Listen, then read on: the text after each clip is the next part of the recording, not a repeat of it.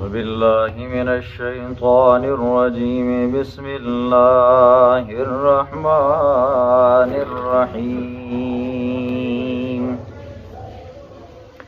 تبت يدا أبي لهب وتب ما أغنى عنه ماله وما كسب سيصلى نارا ذات لهب وامرأته حمالة الحطب في جيدها حبل من مسد صدق الله العظيم۔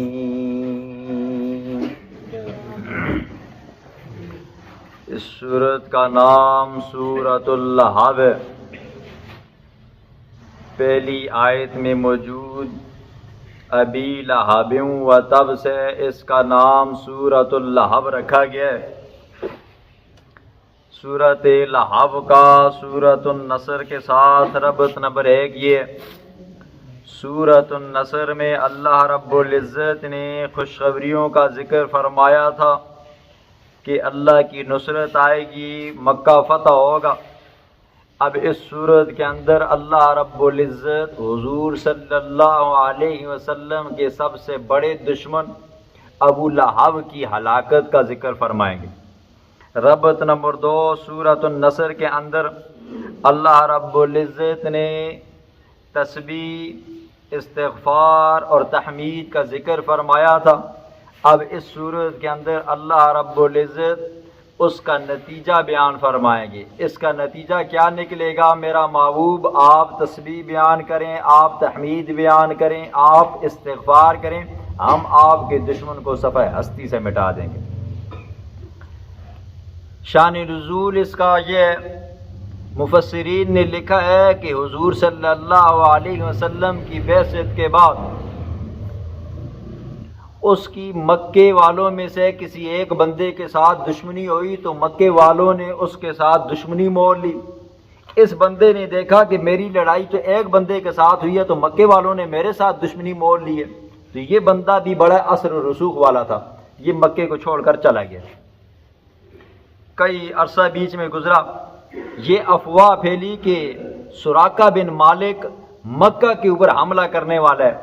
مکے کے اندر رہنے والوں کی تعداد کم تھی تو لوگ ہر وقت خوفزدہ تھے کہ کبھی کس وقت سراقہ بن مالک کرے اور ہماری عزتوں کو تار تار کر کے چلا جائے۔ اسی دوران قرآن مجید کی یہ آیت کریمہ نازل ہوئی وَأَنذِرْ عَشِيرَتَكَ الْأَقْرَبِينَ، میرا محبوب اپنے قریبی رشتہ داروں کو سب سے پہلے ڈرائیں، ٹھیک ہے۔ اور دعوت و تبلیغ کا اصول یہی ہے کہ بندہ سب سے پہلے اپنے گھر والوں کو اللہ کی دین کی دعوت دے، ٹھیک ہے، ان کو دین کی طرف بلائے گا تو تب اس کی بات باہر والے لوگ مانیں گے، ٹھیک ہے۔ بندہ مثلا میں خود تبلیغ کرتا ہوں جی، ٹھیک ہے، مولوی ہوں، میں لوگوں کو واعظ و نصیحت کرتا ہوں، مثلا داڑھی کی کرتا ہوں جی، اور اپنے بھائیوں کی داڑھی نہ ہو تو اگلا بندہ کہہ سکتا ہے نا استاد جی اپنے بھراواں دی داڑھی نہیں ہے تو پھر اسوں کے جاس نہیں۔ یعنی کہ اگر مجھ میں یا میرے بھائیوں میں کوئی ایسا عیب ہوگا، کوئی بیماری ہوگی یا میرے بچوں میں ہوگی تو اگلا بندہ کہہ سکتا ہے کہ نا جی پہلا اپنا بھی خیال کرو۔ اس لیے سب سے پہلے دعوت و تبلیغ آپ نے 6 فٹ کے قد پر ہے، ٹھیک ہے، 5 فٹ کے قد پر ہے۔ پھر اس کے بعد کیا کرنا جی اپنی بیوی ہے، پھر اس کے بعد اپنے آل و عیال ہے، بچے، یہ طریقہ کار ہوتا ہے۔ تو حضور صلی اللہ علیہ وسلم کو اللہ نے فرمایا میرا محبوب اپنے قریبی رشتہ داروں کو ڈرا۔ اللہ کے پاک پیغمبر صفا پہاڑی پر چڑھے، چونکہ اس وقت آس پاس پہ بلڈنگیں نہیں تھی، صفا پہاڑی دور سے نظر آتی تھی۔ پیغمبر علیہ السلام وہ اس پر پہاڑی پر چڑھ کر سفید جھنڈا لہرایا جی، اور اس وقت یہ علامت تھی جب سفید جھنڈا لہرایا جاتا نا تو یہ خطرے کی علامت شمار کی جاتی تھی۔ جس طرح ہمارے ہاں جب کوئی خطرے کی گھنٹی بجتی ہے تو الارم بجنے لگ جاتے ہیں، یا ایمبولینس ہوتی ہے جاتے وقت راستے میں کیا ٹوٹورے مارتی ہے، ٹھیک ہے، پتہ چل جاتا ہے کہ بندہ بیمار ہے۔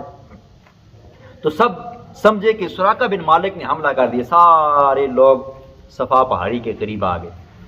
تو پیغمبر علیہ السلام نے فرمایا کہ بتاؤ میں تمہارے درمیان میں 40-45 سال رہا ہوں، تم نے مجھے کیسا پایا، میرے بارے میں تم لوگوں کیا کہتے ہو؟ تو سب نے کہا ما جربنا علیک کذبا قط، ہم نے کبھی بھی آپ کو جھوٹا نہیں پایا، ہم نے بار بار آپ کو آزمایا اور جب بھی پایا تو سچا پایا۔ اور ایک روایت میں آتا ہے کہ ما جربنا علیک الا صدقا، ہم نے آپ کو بار بار آزمایا لیکن ہر بار آپ کو سچا پایا۔ حضور نے فرمایا ٹھیک ہے۔ حضور نے فرمایا اگر میں یہ کہوں یہ جبل ابی قبیس کے پیچھے سے دشمن کی فوج حملہ کرنے والی ہے تمہاری اوپر، کیا تم میری بات مانو گے؟ سب نے کہا جی ہاں مانیں گے۔ پھر حضور صلی اللہ علیہ وسلم نے فرمایا میں تمہیں اللہ کی طرف دعوت دیتا ہوں، قولوا لا الہ الا اللہ تفلحون، کلمہ طیبہ کلمہ توحید پڑھ لو کامیاب ہو جاؤ گے، ورنہ اللہ کی نورانی مخلوق، اللہ کی معصوم مخلوق فرشتے تمہارے اوپر ایسا حملہ کریں گے تمہیں سوائے ہستی سے مٹا دیں گے۔ اس مجمع کے اندر موجود بہت سارے لوگ تھے، سر فہرست جس بندے کا نام آتا ہے اس کا نام آتا ہے ابو لہب۔ ابو لہب کا اپنا اصل نام عبد العزیٰ تھا جی، یہ حضور صلی اللہ علیہ وسلم کا سگا چاچا تھا۔ حضور صلی اللہ علیہ وسلم کے چاچوں کی تعداد کے بارے میں آتا ہے کہ 10 آپ صلی اللہ علیہ وسلم کے چاچے تھے، جن میں سے صرف اور صرف 2 مسلمان ہوئے۔ حضور کے سگے چاچے 10 ہیں جس میں سے صرف 2 مسلمان ہوئے، سیدنا حمزہ رضی اللہ عنہ اور سیدنا عباس رضی اللہ عنہ۔ حضور صلی اللہ علیہ وسلم کی 6 پھوپھیاں ہیں جی، صرف 1 پھوپھی مسلمان ہوئی، حضرت صفیہ رضی اللہ تعالیٰ عنہ، صرف 1 پھوپھی مسلمان ہوئی۔ تو یہ ظالم بدبخت آگے بڑھا، اس ظالم نے یوں کہا تبا لک سائر الیوم الہذا جماعتنا، العیاذ باللہ، کہنے لگا اوے محمد تو ہلاک ہو جائے، ہمیشہ ہمیشہ کے لیے ہلاک ہو جائے، کیا تو نے ہمیں اس بات کے لیے جمع کیا تھا؟ دونوں ہاتھ یوں کر کے کہا نا تبا لک سائر الیوم، کیا تو نے ہمیں اس لیے جمع کیا تھا تو ساری عمر کیا ہو جائے جی، ٹوٹ جائے، ہلاک ہو جائے۔ ٹھیک، اللہ کو یہ ادا پسند نہ ہے، اللہ رب العزت نے یہ صورت نازل فرمائی، اور اس میں اللہ رب العزت نے اس کی ہلاکت کا ذکر فرمایا نا، تبت یدا ابی لہب وتب، اوے ابو لہب تیرے دونوں ہاتھ ٹوٹ جائیں گے۔ ٹھیک ہے، کیا کہا اس نے؟ حضور کو کہا تبا لک سائر الیوم، اور یہ کہتے ہیں نا یہ عام طور پر آپ سنتے ہو نہیں، 12 ربیع الاول کو بھی میں نے بتایا تھا، سب سے بڑی جو دلیل بناتے ہیں نا یہ 12 ربیع الاول والے، وہ کہتے ہیں نا کہ ابو لہب نے خوشی منائی تھی۔ ٹھیک ہے، اور یہی ابو لہب بدبخت تھا جس نے حضور کو یوں کہا تھا کہ بھئی تو کیا ہو جائے، ہلاک ہو جائے۔ تو اللہ نے فرمایا کہ تیرے دونوں ہاتھ کیا ہو جائیں جی، ٹوٹ جائیں۔ تو اصل پتہ کیا ہوتا ہے، ابو لہب سے خوشی منائی ہے، موجہ مارنا ہے جی۔ ٹھیک ہے، پھر میں نے آپ کو بتایا تھا بخاری کی روایت کے اندر کہ بخاری کی روایت میں آتا ہے کہ کسی کافر کو خواب آیا، کسی کافر کو خواب آیا اس کے رشتہ داروں میں سے جی، اور اس نے خواب کے اندر دیکھا کہ ابو لہب جہنم کے اندر سڑ رہا ہے جی۔ ٹھیک ہے، لیکن ایک انگلی یہ ہے جی اس سے کیا کر رہا ہے جی، دودھ پی رہا ہے جی۔ ٹھیک ہے، حالانکہ قرآن کیا کہہ رہا ہے؟ قرآن یہ کہہ رہا ہے ابو لہب تیرے دونوں ہاتھ ٹوٹ جائیں، اور دونوں ہاتھوں کے اندر کتنی انگلیاں آتی ہیں؟ 10 آتی ہیں، نہیں 9 تو نہیں آتی۔ نہیں، قرآن سچ ہے یا یہ واقعہ سچ ہے؟ کافر ہے، جہنم کے اندر سڑ رہا ہے جی۔ ٹھیک ہے، اور خواب دیکھنے والا بھی کافر ہے، بیان کرنے والا بھی کافر ہے۔ اب قرآن کی مانیں گے یا کافر کی مانیں گے؟ خیر باقی باتیں بیچ میں آئیں گی۔ تبت یدا ابی لہب وتب، تبت ٹوٹ جائیں، ہلاک ہو جائیں، یدا ابی لہب ابو لہب کے دونوں ہاتھ، وتب اور خود بھی ہلاک ہو جائے۔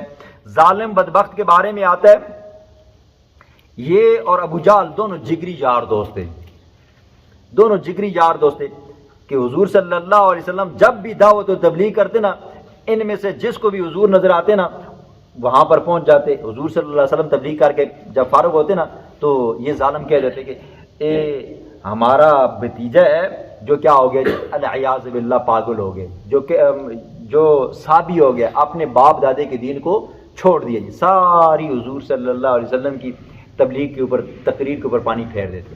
جب حج کے دن ہوتے نا جی، حج کرتے لوگ، اس زمانے میں بھی حج ہوتا، حضور صلی اللہ علیہ وسلم عرفات میں جاتے، منا میں جاتے، تو ظاہر بات ہے حج میں لوگ زیادہ ملتے ہیں، حضور کو موقع مل جاتا ہے کہ دعوت و تبلیغ اب زیادہ سارے لوگوں کو دی جائے گی، تو یہ کیا ہو جاتے، پیچھے سے پہنچ جاتے، کہہ دیتے یہ ہمارا بھتیجا ہے، آپ مجھے جانتے ہو جی۔ ٹھیک ہے، اور یہ کیا ہو گیا جی، پاگل ہو گیا، العیاذ باللہ، اور کیا ہو گیا جی، صابی ہو گیا، اپنے باپ دادے کے دین کو چھوڑ دیا۔ بدر کی لڑائی میں یہ بدبخت بچ گیا۔ 7 دن کے بعد یہ مردار ہوا جی. اس کے مرنے کا بھی کمال کا واقعہ ہے. اس کو اللہ رب العزت نے ایک بیماری لگائی جس کو عام طور پر طاعون کی بیماری کہتے ہیں. عربی کے اندر اس کو کہتے ہیں عدسہ، عین دال سین ہا.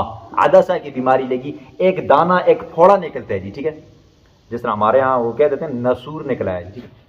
تو اس کو یہ بیماری لگی، اور وہ بیماری ایسی ہوتی ہے نا جی، جو بھی بندہ اس کو ہاتھ لگاتا ہے یا اس کے ساتھ رلا ملا ہو جاتا ہے نا، وہ بیماری دوسرے کو لگ جاتی ہے، ٹھیک ہے. اس کے آپ نے 10 11 12 بیٹے تھے جی، اور کڑیے جوان تھے. اس نے بھی کیا کیا جی، بیٹوں نے کیا کر دیا جی، ابا جان کو تھوڑا سائڈ پہ کر دیا. اس کی خدمت کے لیے ایک غلام خریدا انہوں نے. غلام لیا، غلام سے بات چیت کی، کہا کہ تمہیں فلاں مالک کتنے پیسے دیتا ہے؟ اس نے کہا کہ 10 درہم دیتا ہے. انہوں نے کہا ہم تمہیں 20 دیں گے. تمہارا کام کیا ہوگا؟ صرف یہ کام ہوگا، ہمارا ابا جان کیا جی بیمار ہے، تم نے اس کو کھانا دینا ہے، صرف اس کی تیمارداری کرنی ہے اور چھاؤں میں بیٹھ جانا ہے. غلام بھی تھا، حبشی تھا، وہ بڑا خوش ہوا. پہلے تو کیا ہوتا تھا، دن رات کام کرتا تھا، مالک چھوڑتے نہیں تھا. اب کیا جی، 2 ٹائم کا کھانا دینا ہے جی، کیا جی پاس اس کے بیٹھ جانا ہے، کیا مشکل ہے. جب اس نے دیکھا نا جی، معلومات کی، تو پتہ چلا اس کو بیماری لگی ہوئی ہے طاعون کی جی، ٹھیک ہے. اب جب وہ اس کو دودھ دیتے نا، وہ اندر جاتا کمرے میں، دروازہ بند کر کے دودھ خود پی جاتا ہے جی، ٹھیک ہے. جب پھل فروٹ دیتے، دروازے کے پیچھے کھڑا ہوتا اور کیا خود کھا جاتا. اس کی کوئی خدمت خاطر نہیں کرتا. 2-3 دنوں کے بعد وہ بندہ مرا، ابو لہب مرا. تو بیٹوں نے کہا کہ بھئی غلام سے کہا ابا جان کی صحت کیسی ہے؟ کہا کہ وہ تو بڑے آرام کر رہے ہیں، ٹھیک ہے. حالانکہ وہ کیا ہوا تھا، مرا ہوا تھا. 3 دن تک اس کی لاش کمرے کے اندر پڑی رہی، بدبو آ گئی جی، ٹھیک ہے. کسی بندے نے اس کو ہاتھ نہیں لگایا جی. غلاموں کو پیسے دیے گئے، انہوں نے ڈنڈوں کے ساتھ جی اس کو اٹھایا اور ایک گھڑے کے اندر پھینک دیا. یہ ہوتا ہے حضور صلی اللہ علیہ وسلم کے ساتھ دشمنی کا انجام، ٹھیک ہے. پھر سگی بیٹے بیٹیاں کیا ہوتی ہیں جی، بندے کو چھوڑ کر چلی جاتی ہیں. ما اغنا عنہ مالہ وما کسب، نہیں کام آیا عنہ اس ابو لہب کے، مالہ اس کا مال، وما کسب اور جو اس نے کمایا، جتنا اس نے کمایا تھا اس کو کچھ کام نہ آیا. کمائی کے اندر اس کے بیٹے بھی تھے. ایک بیٹے کا نام عتبہ تھا، ایک کا نام شیبہ تھا. حضور صلی اللہ علیہ وسلم کی 2 بیٹیاں، مائی ام رقیہ رضی اللہ تعالیٰ عنہ اور ام کلثوم رضی اللہ تعالیٰ عنہ، یہ ان کے نکاح میں تھی. جب حضور صلی اللہ علیہ وسلم کو نبوت نہیں ملی تھی، ان کی شادیاں ہو چکی تھی. جب پیغمبر علیہ الصلوۃ والسلام نے نبوت کا اعلان کیا تو بیٹیاں کیا ہو گئی جی، مسلمان ہو گئی. اب ظاہر بات ہے، ابو لہب ظالم جابر کافر تھا جی، ٹھیک ہے. اس کی بیوی جو تھی ام جمیلہ، وہ بھی کیا تھی، اس سے بڑی کافر تھی. اور گھر کے اندر 2 بہویں ہوں اور وہ مسلمان ہوں، سسر بھی کافر ہو، ساس بھی کافر ہو اور خاوند بھی کافر ہوں، تو خود سوچو جی ان عورتوں کی کیا حالت ہوگی. اور ابو لہب کی یہ اپنی حالت ہوتی، اس کے پاس کوڑلا ہوتا جی، راستے میں کوئی کمزور بندہ ملتا نا کہ اگر کلمہ پڑھنے والا ہے اس کو وہیں پہ لٹا دیتا جی، مارتا، ٹھیک ہے. تو ام جمیل نے اپنے خاوند ابو لہب کو کہا تم باہر لوگوں کو روکتے ہو کہ بھئی مسلمان مت ہونا، تمہارے گھر کے اندر تمہاری بہویں کیا کرتی ہیں جی، مسلمان ہیں، کلمہ پڑھتی ہیں. خود سوچو جی، کیونکہ آپ لوگوں کا بھی واسطہ پڑتا ہے، ہمارا تو مسائل کے ساتھ واسطہ پڑتا ہے. ساس کبھی کبھی اتنی ظالم بن جاتی ہیں، جلاد بن جاتی ہیں، اور کبھی کبھی بہویں ایسی ہوتی ہیں جو ساس کو نیچے لٹا کر مارتی ہیں، ٹھیک ہے. تو اس گھر کی حالت یہ ہے کہ بھئی سارے ایک طرف ہیں، 2 کمزور صنف نازک، وہ کیا جی ایک طرف ہیں. خود سوچیں ام جمیل نے کتنا مارا ہوگا. ام جمیل نے کیا کیا کام، حضور کی سگی چاچی ہے، ٹھیک ہے، لیکن کافر ہے. پھر جب ابو لہب کو پتہ چلا، ابو لہب اندر گھر آیا، اس نے کہا کہ بھئی یہ کام چھوڑ دو، کلمہ چھوڑ دو. انہوں نے کہا نہیں، سب کچھ چھوڑ سکتے ہیں، ہماری طرف سے خدمت کے اندر کوئی کمی آئی ہو، کوئی آپ کی بات نہ مانی ہوئی ہو، پھر آپ کہہ سکتے ہو، لیکن کلمہ ابا جان کا نہیں چھوڑ سکتے. بوٹی بوٹی کر لو، ہماری بوٹی بوٹی سے کلمے کی آواز آئے گی، لیکن یہ کہ کلمہ نہیں چھوڑیں گے. تو خود سوچو جی، جب سسر کی بات ٹالی جائے، ٹھیک ہے، تو سمجھو کتنے سسر سورے ہو سن، کدی نو ہے جی گال کر کے نہ بندہ سدھا نہیں کر کے اندر. اب ظاہر بات اس نے مارا ہوگا، جو بھی ہوگا. پھر اس نے اپنے دونوں بیٹوں کو بلایا، عتبہ کو بھی بلایا، شیبہ کو بھی بلایا.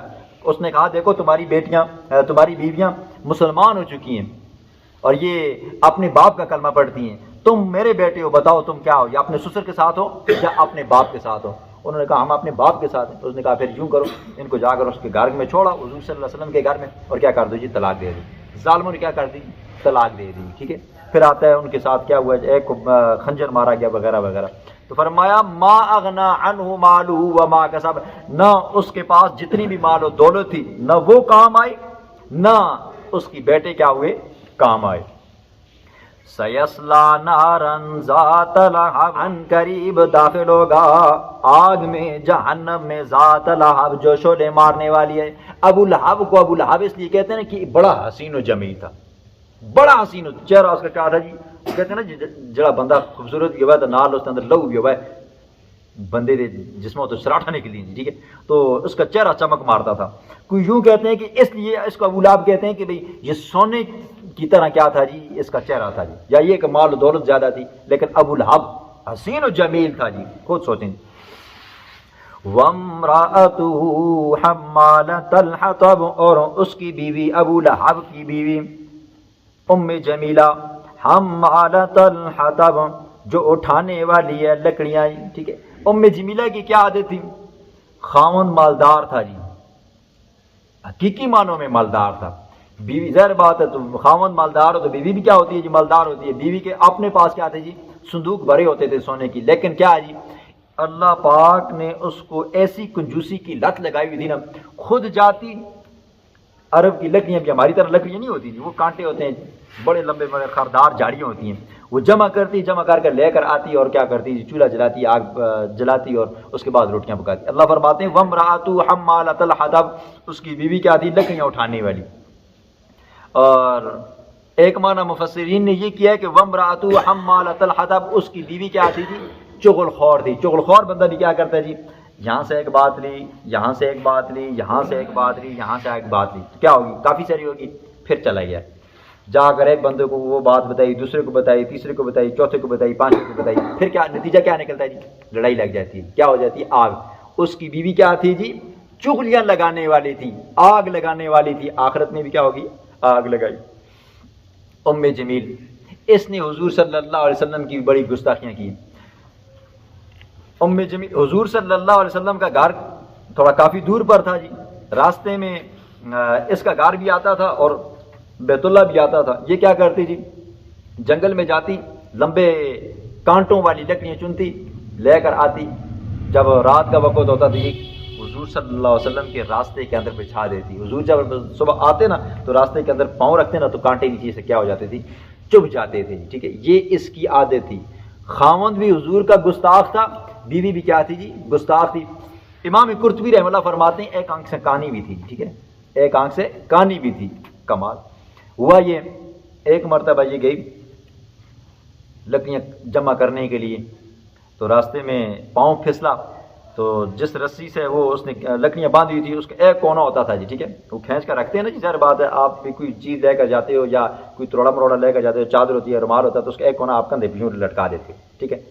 تو جیسے ہی اس کا پاؤں پھسلا تو وہ لکڑیاں کیا ہو گئی جی؟ لڑک گئی، اور یہ بھی کیا ان کے ساتھ ہوگی؟ وہ پھندا لگ گیا، اس کو پھانسی لگی، اور اس پھانسی کی سے کیا ہو گئی؟ وہ مردار ہوگی۔ سنیں، فی جیدہا حبل من مسد، فی جیدہا اس کے گلے میں حبل رسی من مسد مانج کی، ٹھیک ہے، عربی میں مانج کہتے ہیں جی، ٹھیک ہے، اردو میں کیا ہے؟ یہ بوری کی جو رسی ہوتی ہے، ٹھیک ہے، پرانے جو لوگ بناتے ہیں، ابھی بھی شاید اکا دکا لوگ بناتے ہوں، بوری کا جو دھاگا نکالا جاتا ہے پھر اس کو ہاتھوں پہ بٹ کر کیا ہوتا ہے جی؟ رسی بنائی جاتی ہے جی، بوری کی رسی، وہ رسی تھی۔ اللہ فرماتے ہیں اس رسی کے ذریعے کیا ہوا جی؟ اس کے گلے کو پھندا لگا اور کیا ہو گئی؟ مردار ہوگی۔ اللہ اپنے عذابوں سے بچائے۔